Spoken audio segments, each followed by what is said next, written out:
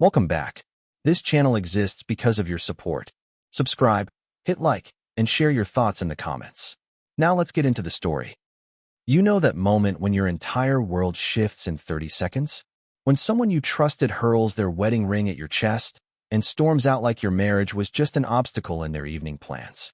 That happened to me last Thursday night. And what I did next changed everything. I was in the kitchen of our Capitol Hill apartment, stirring pasta and listening to a podcast. Just another Thursday.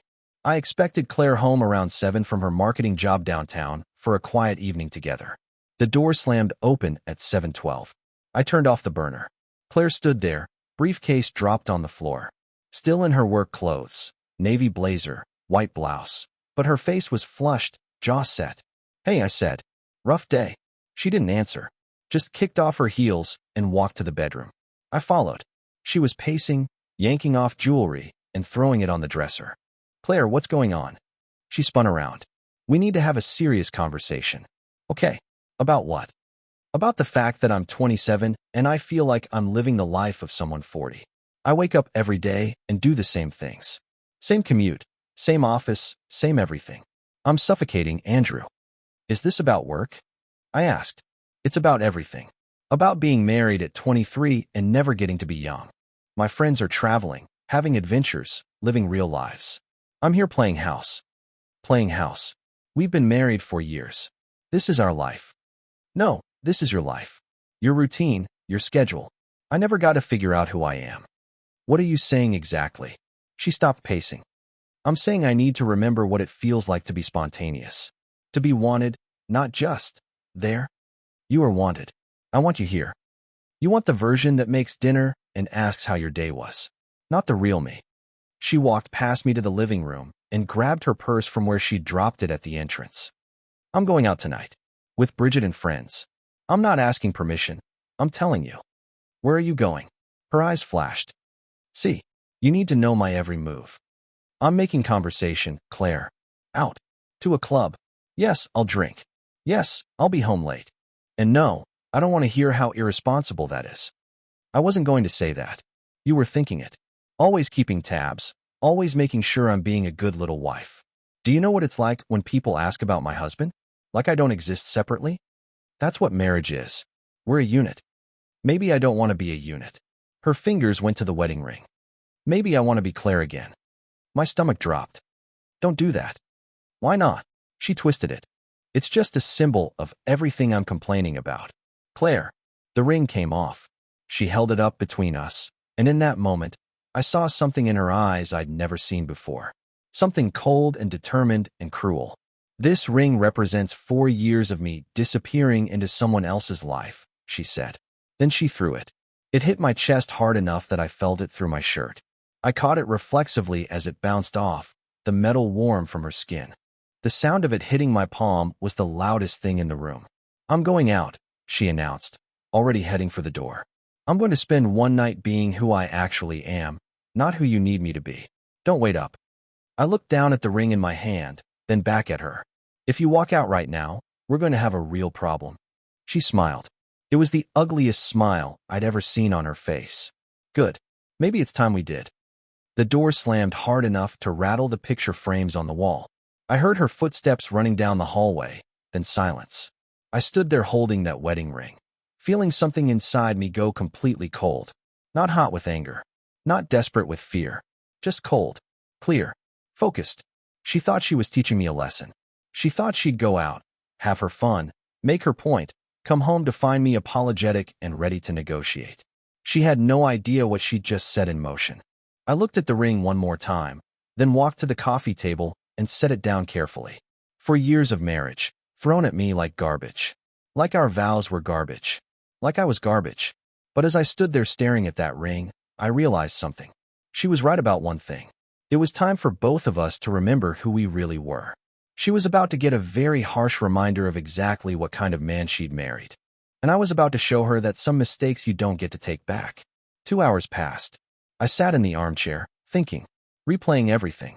The past 8 weeks, Claire had been going out constantly. Always with Bridget. Always home later.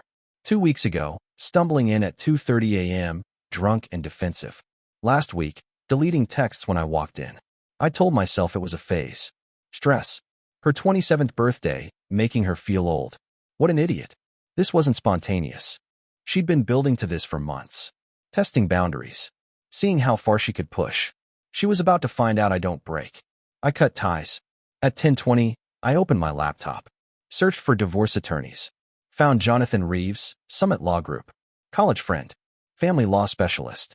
Had given me his card at our last reunion with it just in case. I wasn't laughing now. I found his website. Professional headshot, list of credentials, a tagline that caught my attention. Protecting your interests when it matters most. I pulled out my wallet and found his card, still there after 2 years. At 10:35, I texted Claire. Where are you? No response. 10 minutes later, I called. 7 rings, voicemail. I waited 15 minutes. Called again. She answered.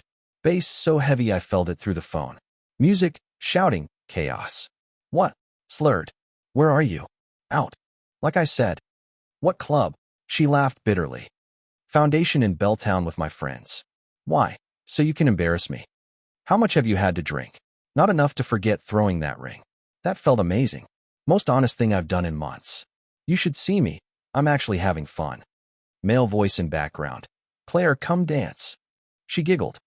Hold on, someone wants to dance. Claire, don't. Don't what? Feel attractive for once. Background voice is closer. I have to go. My friend wants to show me something. What friend? A friend who thinks I'm interesting. Who doesn't need to know my every move. Are you with another man? I'm with people. Fun people. People who make me feel alive. That's not an answer. Here's an answer. Tonight, I'm not your wife. Tonight, I'm just Claire. And Claire is going to do whatever makes her happy. While you're still married to me. Married? That ring is on your floor. As far as I'm concerned, I'm single tonight. Something in my chest went colder. Think carefully about what you're doing. I'm done thinking. Tonight is about feeling. She hung up. I enabled call recording for her number. Open notes. Started documenting everything with timestamps. Every word. Every detail. My phone buzzed. Text from Claire. A photo. She was in a booth, neon lights, surrounded by 3 men, shirtless or in tank tops. One had his arm around her shoulders. One's hand near her waist. Claire leaning in, smiling at the camera. Holding a cocktail. Caption. Bet you wish you were more fun. I took screenshots. Saved to a new folder. Legal documentation. Backed up to email and cloud. My hands were steady. I felt cold, focused, clear. I typed. Received. Message understood. Immediate reply. That's it? You don't even care. Me. I care very much. You've made your position extremely clear. Claire. Good. Maybe now you'll appreciate what you had. Me. I'm appreciating it right now. At 11:58, I called Jonathan. He answered alert. Andrew, is everything okay? I need legal advice. Tonight. I gave him the facts. The argument. Ring. Club. Photo. I emailed everything while talking. Do you want to save this marriage? He asked. She threw her ring at me and declared herself single. She's sending photos with other men. What do you think? You've got a client. Have you done anything yet? Documented everything. Called you. Perfect. Come to my office 8 a.m. Columbia Center, 701 5th, 38th floor. Bring everything. Evidence, financial documents, joint accounts. We're moving fast. This is textbook abandonment. She's handed us everything. After hanging up, I gathered my financial documents. Bank statements. The apartment deed, my name only, purchased before marriage. Investment accounts. Everything. I walked to the coffee table and picked up the wedding ring, putting it in my pocket. Evidence. I didn't sleep much. Lay there thinking about how we'd met in San Francisco, the proposal at Pike Place Market, the small wedding. First 2 years good. Year 3, restless. Year 4, deteriorating. I tried to fix it by being more attentive. What I didn't realize was she didn't want me to fix anything. She wanted out. She wanted it to be my fault. Tonight, she'd made sure it was her fault. At 6:02, text from Claire, stayed at Bridget's. Coming home around 10 to talk. We need to figure this out. I didn't reply. Got up, showered, dressed for business. Coffee and bagel. At 7:45, I took one last look around. Claire's things everywhere. I left. Jonathan met me at 8 sharp in a conference room. Professional. Serious. I presented everything. He examined each piece methodically. This photo is gold.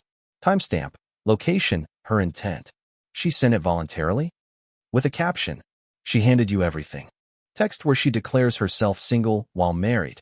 Huge. He pulled up documents. Washington is no fault, but behavior affects property division. Abandonment and documented conduct mean you're protected. Apartment yours, separate property. Retirement accounts mostly yours. Joint accounts we handle carefully. He showed me the separation petition. I signed. Joint accounts. You can withdraw your proportional contributions. I showed him my banking app. 66% came from me over 4 years. Savings. I contributed $28,000. She contributed $7,000. Transfer your share to individual account. Leave hers. Document everything. I made the transfers in his office. Then we removed her from my credit cards, canceled joint accounts, changed passwords. His assistant filed the petition at 11:15. At 11:20, my phone buzzed. Claire, I'm home. Where are you? I showed Jonathan. Don't respond yet, he said. Let her sit in it. 10 minutes later. Andrew, seriously, where are you? We need to talk. At 11:43, she called. I let it go to voicemail.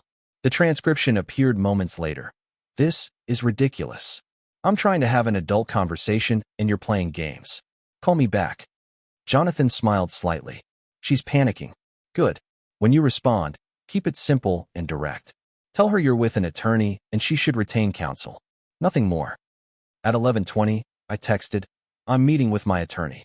Separation petition will be filed today. You should retain legal counsel. All communication should go through lawyers going forward. The response was immediate. What? Are you kidding me? Over one night. This is insane. You're overreacting. Andrew, call me. We can fix this. I put the phone face down on the table. Perfect, Jonathan said. Let her spiral. Meanwhile, we're done here. The petition will be filed within the hour.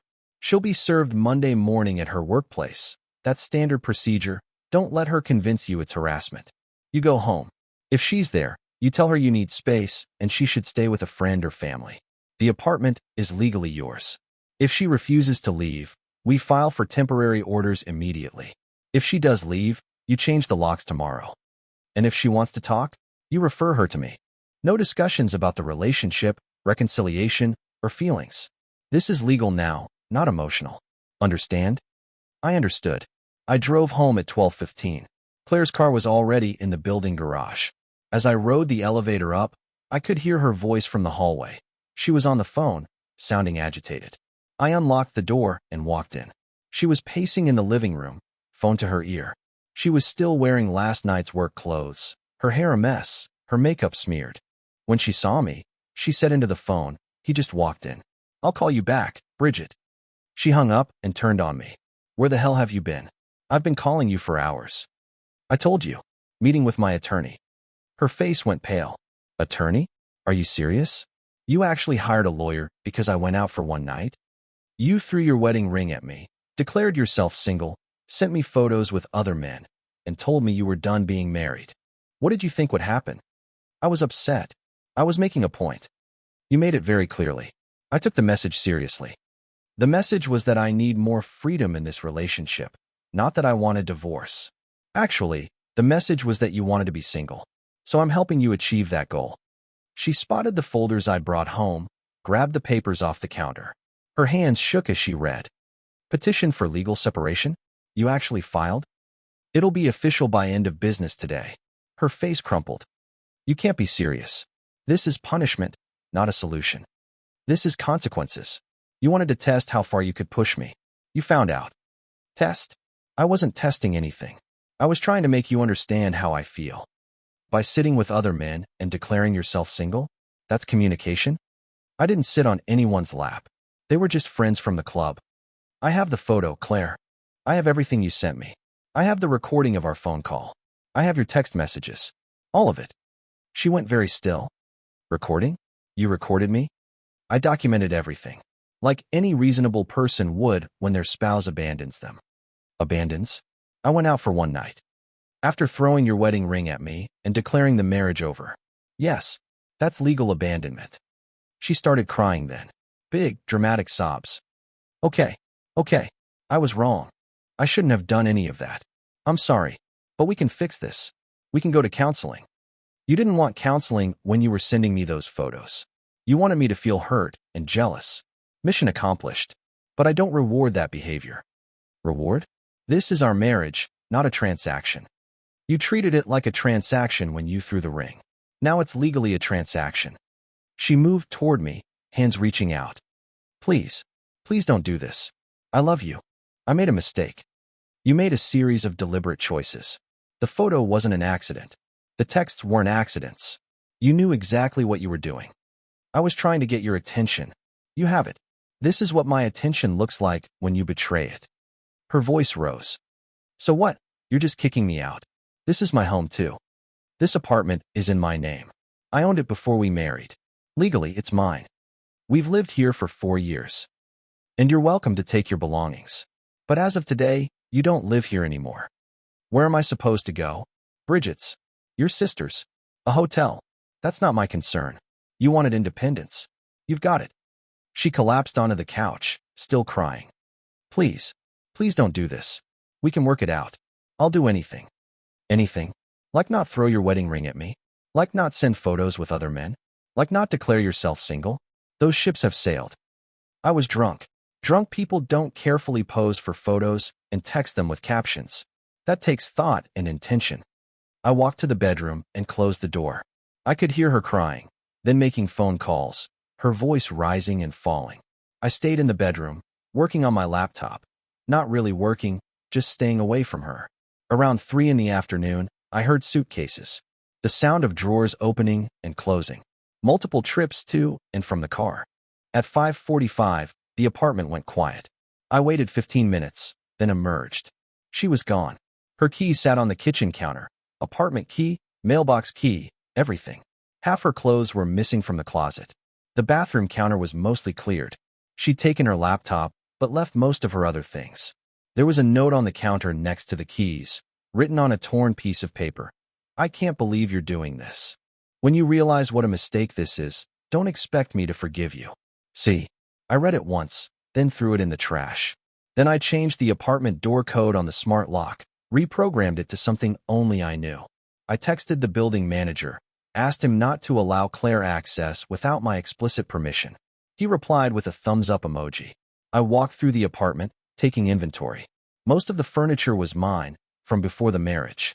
The kitchen stuff was mixed, she'd taken about half. The living room was intact except for her laptop. I took down all the wedding photos from the walls and put them in the closet. The apartment looked bigger somehow, like it could breathe. I ordered teriyaki from the place down the street and ate it alone, watching Netflix. My phone was silent. No messages from Claire. At 8:30, I got an email from Jonathan confirming the petition had been filed at 2:47 p.m. Case number attached. First hearing scheduled for October 12th. I slept better that night than I had in months. The weekend passed in silence. Saturday, I went to the gym, did my usual routine. Grocery shopping, bought only what I liked, not the things Claire always insisted on.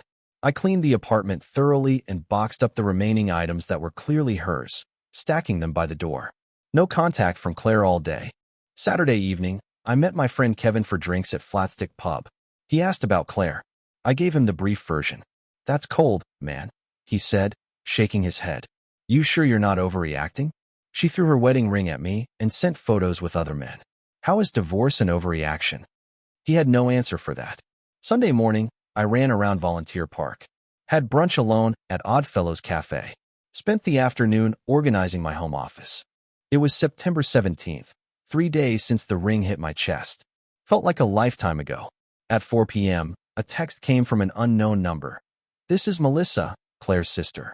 She told me what happened. You're making a huge mistake. She loves you, and you're throwing it away over nothing. I replied, Claire has my attorney's information. All communication should go through legal channels. Melissa, seriously? You're going to be that cold to family? Me. I'm following legal advice. If you have concerns, have Claire contact her attorney. Melissa.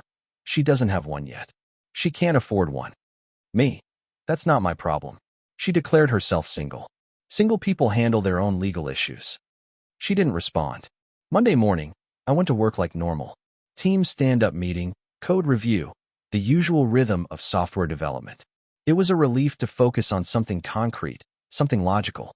At 9:47, Jonathan texted, "Service completed. She's been served. Expect reaction." I continued working. At 10:15, Claire called. I didn't answer. The voicemail transcription came through moments later. "You had me served at work? In front of my coworkers? You're unbelievable. This is harassment. You're going to regret this." 10:20. Everyone saw. Everyone knows now. You humiliated me. I responded once. Service of legal documents is standard procedure. All communication through attorneys. Then I blocked her number. 10:30. Melissa texted again. "What is wrong with you? Having her served at work? That's cruel." I blocked her too. 10:45. An email from a new address. Claire had created a new account. "You're destroying me, and you don't even care." I forwarded it to Jonathan with a note. Harassment. His reply came fast. "Document everything. Don't respond. This helps our case." At 2:30, Jonathan called. "Claire hired an attorney. Jennifer Morrison at Bellevue Family Law. She's decent, but tends to go aggressive then fold when the evidence is strong. They'll file a response, probably argue reconciliation is possible, ask for delays. We proceed anyway. Temporary orders hearing is Wednesday, September 27th. I'll email you prep documents." The next day, Tuesday evening, I came home from work to find Claire waiting in the building lobby.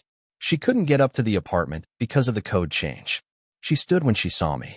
She looked different, professional clothes, makeup done carefully, hair styled, put together, deliberate. "Andrew, please, just 5 minutes." I considered just walking past her, but curiosity got the better of me. "Claire, I told you, all communication through attorneys. Please, I'm not here as your opposing party. I'm here as your wife. You declared yourself not my wife Thursday night. I was wrong. I was so wrong. Can we please just talk?" We sat in the lobby seating area. She folded her hands in her lap, looked at me with red-rimmed eyes. "I've spent 4 days thinking about nothing but what I did," she began. "And you're right. I was horrible. I was cruel. I treated our marriage like a game, and I'm sorry." "Okay." She blinked. "Okay, that's it. What do you want me to say? That you forgive me. That we can work on this. That 4 years means more than one terrible night. 4 years should have meant more. But it didn't to you when you threw that ring. It didn't mean more when you sent that photo. It didn't mean more when you told me you were single. I know I did all those things. But people make mistakes. Do they make mistakes, or do they reveal who they really are when they think there are no consequences? That's not fair. One night doesn't define who I am. It defined how you see our marriage. As something disposable when you're bored or frustrated." She started crying again, softer this time. More genuine. "I love you. I've always loved you. I got scared. Bridget kept telling me I'd settled too young, that I'd missed out, and I started believing her. So this is Bridget's fault. No, it's my fault for listening. It's my fault for not talking to you about how I felt. It's my fault for everything. At least we agree on something." She leaned forward. "What if I do counseling? What if I cut off Bridget and those friends? What if I prove to you that I'm committed? For how long? 6 months? A year? Until you get bored again and find new friends who tell you you're missing out? Forever. I'll spend forever making this up to you." I stood. "You can't make it up. That's what you don't understand. You can't unthrow the ring. You can't unsend the photo. You can't take back telling me you were single and wanted to be with other men." She grabbed my arm. "So that's it. No second chances. No forgiveness. Just over?" I gently removed her hand. "You wanted it over Thursday night. I'm just following through. I didn't want it over. I wanted you to fight for me. I don't fight for people who test me. I remove them from my life. Please, please don't walk away." I headed for the elevator. "You walked away first. I'm just not following you back." As the doors started to close, she called out, "The hearing is tomorrow. My attorney says we can still stop this." "Your attorney is wrong." The doors closed. I rode up feeling nothing but resolve. Wednesday morning, I met Jonathan at the King County Courthouse. Security screening, elevator to the family law department. Claire was already in the waiting area with her attorney, Jennifer Morrison, mid-40s, sharp suit, thick file folder. Morrison approached Jonathan briefly. "Is your client willing to discuss a delay for reconciliation counseling?" "No. My client wants to proceed." even with his wife willing to attend marriage counseling? Especially then. This isn't about counseling. This is about legal separation of assets following abandonment. We sat apart. Claire looked pale, nervous.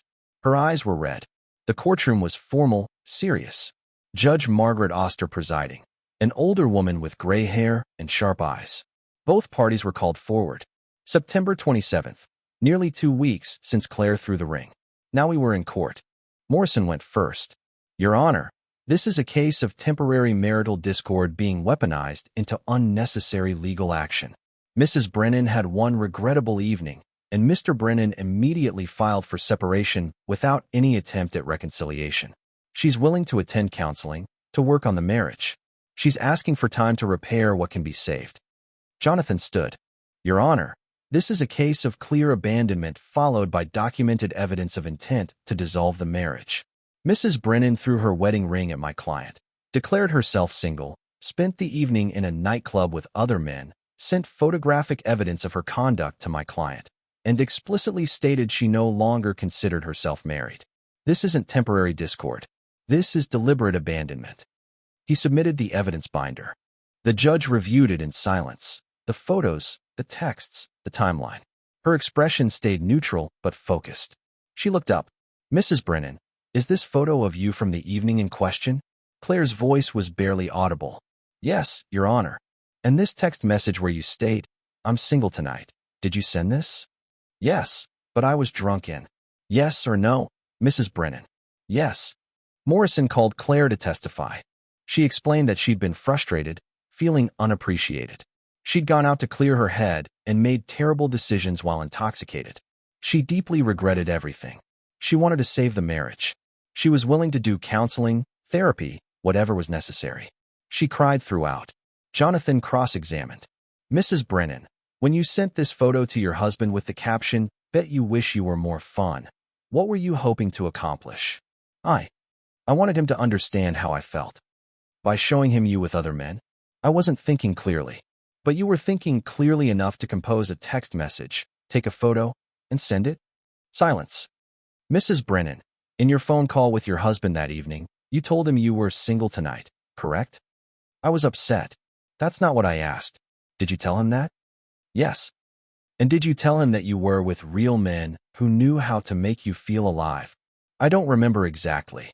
Your Honor, I have a recording of the call if needed. The judge looked at Claire. Mrs. Brennan? Yes, I said something like that. Then it was my turn. I described everything calmly, factually. The normal evening interrupted by Claire's confrontation. The ring being thrown. Her departure. The phone calls. The photo. My decision to protect myself legally. Do you have any desire for reconciliation? The judge asked. No, Your Honor. I don't trust her. She showed me who she is when she thinks there are no consequences. I believe her.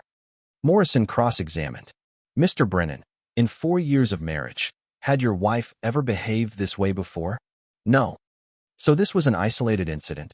It was an escalation of months of increasing dissatisfaction. But nothing this extreme? Correct. And you didn't think it warranted even one conversation about counseling before filing for separation? She declared the marriage over. I took her at her word.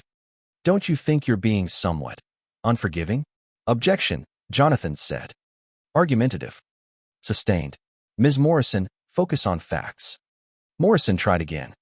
Mr. Brennan, do you love your wife? I paused, considering the question carefully. I loved who I thought she was. Thursday night showed me I was wrong about who that was. The judge took a brief recess. 15 minutes later, she returned. Having reviewed the evidence and testimony, the court finds clear evidence of voluntary abandonment of the marital relationship by Mrs. Brennan. Her actions, throwing the wedding ring, declaring herself single, engaging in conduct with other men, and sending photographic evidence to her husband, demonstrate intent to end the marital relationship. She read the orders. I retained sole occupancy of the apartment. Joint accounts were frozen pending final division. Claire could retrieve her remaining property with 48 hours notice. No spousal maintenance. Final hearing scheduled for December 3rd. Both parties ordered to attend mandatory mediation within 30 days. Claire was visibly distressed. She looked at me, mouthed, please. I looked away. Outside, Jonathan clapped my shoulder. That went as well as we could have hoped. Mediation is a state requirement. You sit with a mediator, try to resolve property division. Most cases settle there. With your evidence, I expect she'll settle. She has no leverage. 2 weeks later, Claire came to get her remaining belongings. She brought her sister Melissa and, surprisingly, Bridget. I had Kevin there as a witness. Everything was boxed and ready. Claire went through each box, checking contents. When she found our wedding album, she started crying. "He doesn't even want our wedding photos," she said to Melissa. "You're welcome to them," I said from the kitchen. "Don't you feel anything?" Claire asked. "I feel like we should finish this efficiently." She found the jewelry I'd bought her over the years. "You're really okay with me taking all of this?" "It's yours. Even the earrings from our first anniversary. Especially those." When everything was loaded, she stood in the doorway one last time. "This is really it. This is really it. I'll see you at mediation. My attorney will be there." She hesitated. "For what it's worth, I really am sorry." "I know, but it doesn't matter. It doesn't change anything." After she left, Kevin said, "Man, that was brutal. She really does seem sorry." Being sorry doesn't undo what she did. 3 weeks later, in mid-October, the mediation was scheduled. The mediation center was neutral ground, a conference room downtown. Robert Walsh, the mediator, was in his 50s, experienced, professional. Both parties, both attorneys. Walsh explained the process. "Jonathan stated my position. Clean break. I keep my separate property, my retirement accounts, my vehicle. Joint accounts already divided proportionally. No spousal maintenance." Morrison countered. Claire wanted a share of the apartment's appreciation during marriage, portion of retirement growth, temporary maintenance. Separate sessions. Walsh asked if I had any flexibility. "None," I said. She ended the marriage. She gets what she came into it with. With Claire, according to Walsh's later report, she spent most of the session crying. She wasn't really interested in the property. She wanted reconciliation. Not happening, I told Walsh when he reported this. 3 hours of back and forth. Morrison argued for $15,000 from savings. Jonathan countered with 7, exactly her documented contributions. Morrison wanted maintenance. Jonathan refused. Deadlock. During lunch, Jonathan suggested giving her $2,500 total just to close it faster. "Why should I pay her anything?" I asked. "You shouldn't, but it might end this." "What do I get for that?" "Complete release of all claims. Final separation agreement. Conversion to divorce without contest in 90 days. She agrees to divorce? That's the deal I'll propose. Jonathan leaned back. Actually, let's be realistic. Morrison's asking $15,000. She won't take $2,500. Let's offer $10,000. It's more than her documented contributions, but less than half of what she wants. It shows good faith while protecting your position. I considered it. $10,000 to end this cleanly, versus months of legal fees fighting over every dollar. Make the offer. Final offer. $10,000 total. She releases all claims, agrees to divorce in 90 days, no maintenance. Morrison took it to Claire. Came back. She wants $15,000 and delay divorce for 6 months. No. $10,000, 90 days, or we see you at trial. 30 minutes later, Morrison returned. She'll take it, but she wants to speak to Andrew directly before signing. 2 minutes, attorneys present. Claire looked at me across the table. I need to know if there's any chance. Any at all. No. Even after everything I've said, everything I've tried to do? You showed me who you are. I believe you. I made one mistake. You made a choice. Own it. Her face hardened. I hate you. That's okay. Makes this easier. You're cold. You're heartless. I'm practical. You wanted freedom. You're getting it. She signed, hands shaking. I signed without hesitation. Separation legally binding. Divorce conversion automatic in 90 days. Claire left immediately. It's done, Jonathan said. Congratulations. You're free. And you protected your assets. November and December passed quietly. I settled into single life. The apartment felt normal now. I spent Thanksgiving with my parents in Spokane, told them about the divorce. They were supportive. December brought the holiday season. I attended my company party solo, got a promotion to senior architect, salary increase to $185. I updated my dating profile. Went on a few dates. Nothing serious yet. Mostly I focused on work. Mid-January, I got an email from Jonathan. Divorce conversion scheduled for January 24th. Routine hearing, 30 minutes. On the 23rd, I got a text from an unknown number. Claire's new phone. I hope you're happy with your decision. I blocked the number without responding. January 24th. 2 p.m. Different courtroom, different judge. Judge William Patterson presiding. Claire was there with Morrison. We made brief eye contact. She looked away first. The judge reviewed the mediation agreement. Any contests to conversion to dissolution? Both attorneys. No, Your Honor. Any reconciliation attempts? No, Your Honor. The judge looked at us. This is your final opportunity to reconsider. Either party wish to withdraw? Silence. Based on the separation agreement and 90-day waiting period completion, this court grants dissolution of marriage between Andrew Brennan and Claire Brennan. Property division as specified is hereby ordered. No spousal maintenance. Each party responsible for own legal fees. This dissolution is effective immediately. Court is adjourned. The gavel fell. Claire stood immediately and left. I watched her go, felt nothing.